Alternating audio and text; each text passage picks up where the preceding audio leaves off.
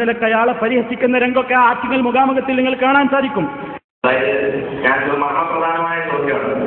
അതായത് ഇസ്ലാം നിഷ്കർഷിക്കുന്ന മഹത്തായ മഹർ സമ്പ്രദായം ഇവിടെ ഉണ്ടായിരിക്കെ ഇസ്ലാമുമായി കുലബന്ധം പോലുമില്ലാത്ത ഈ സ്ത്രീധന സമ്പ്രദായത്തിൽ കൊട്ടിഘോഷിച്ചുകൊണ്ട് അതിന് ചില മുടന്ത ന്യായങ്ങൾ ഉന്നയിച്ച് അതിന് പഴുതു കണ്ടെത്താൻ ശ്രമിക്കുക മാത്രമല്ലേ, നേരെ മറിച്ച് പണ്ഡിത ധർമ്മം ഒരു സമൂഹത്തിൽ ഇത്തരം അനാചാരങ്ങൾ ഉണ്ടാകുമ്പോൾ പണ്ഡിതന്മാർ അവരുടെ കടമ നിർവഹിക്കുകയല്ലേ ചെയ്യേണ്ടത്.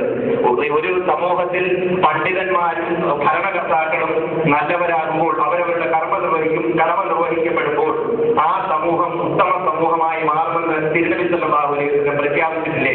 അതുകൊണ്ട് തന്നെ ഈ അനാചാരം നടക്കുമ്പോൾ അല്ലെങ്കിൽ മോശമായ അല്ലെങ്കിൽ മാന്യതയ്ക്ക് നിരക്കാത്ത ഈ സംഭവം നടക്കുമ്പോൾ അൽ-ഫാത്തിഹ പറയുന്നതിന് പകരം ആദ്യമായി അല്ലെങ്കിൽ അത് നടന്നതിന് ശേഷം സുഹൃത്തെ ഇത്തരം പരിപാടി നിങ്ങൾ നിർത്തിവെക്കുക.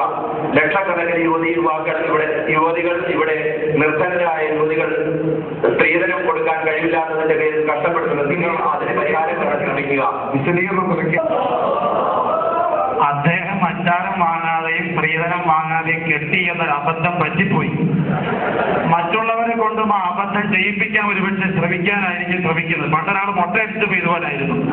ആരോ പറഞ്ഞ അദ്ദേഹം മുട്ടയടിച്ചപ്പോഴാണ് അതിന്റെ അബദ്ധം മനസ്സിലായി. പിന്നെ 10 വരെ കൊണ്ടുകൂടി മുട്ടയടിപ്പിക്കാൻ ശ്രമിച്ചു. അദ്ദേഹം മുട്ടയടിപ്പിച്ചത് അദ്ദേഹത്തിന് സന്തോഷമായി. ഈ സ്ത്രീധനം ഇത്തരത്തിൽ ശറഈയായി വളരെ വിശദമായി ബഹുമാനപ്പെട്ട പേരോട് ഉസ്താദ് വ്യക്തമായി പറഞ്ഞ സ്ഥിതിക്ക് അച്ചാരമായിരുന്നാലും സ്ത്രീധനമായിരുന്നാലും പൊരുത്തപ്പെട്ട് കിട്ടുന്നത് ഹലാലെന്നാണ് വ്യക്തമായി മനസ്സിലാക്കി തന്നത്.